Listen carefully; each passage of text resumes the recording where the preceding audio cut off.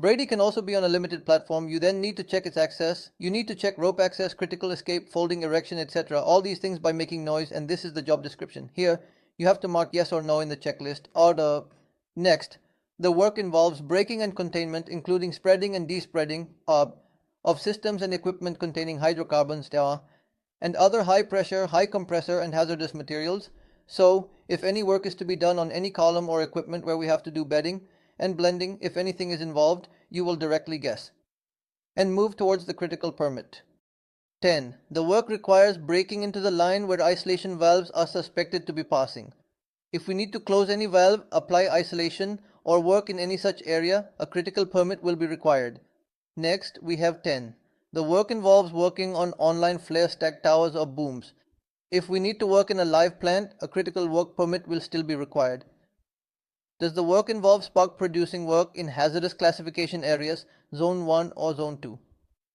If we are working in such an area where hazardous classification is present and spark protection is needed, a critical work permit will be required for that as well. Next, we have 10. The work involves the use of single MOV isolation. If we are using primary isolation there and not using positive isolation, a critical work permit will be required for that too. Will the work activity involve ultra high pressure water jetting?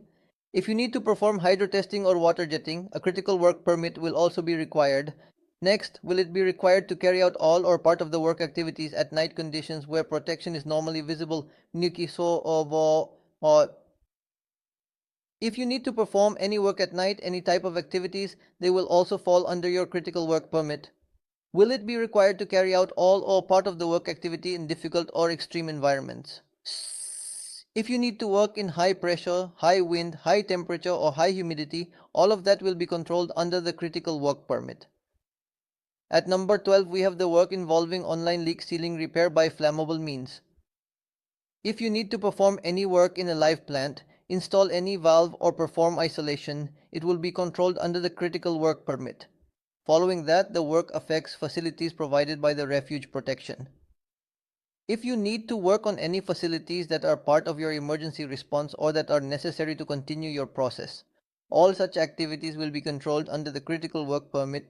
All related or affected parties will be involved. You will be able to work after verifying isolation, etc.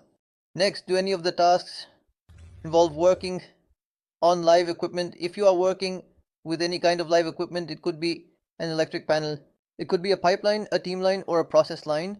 You need to provide any notification or support on any live line. All these things will be controlled in your critical work permit.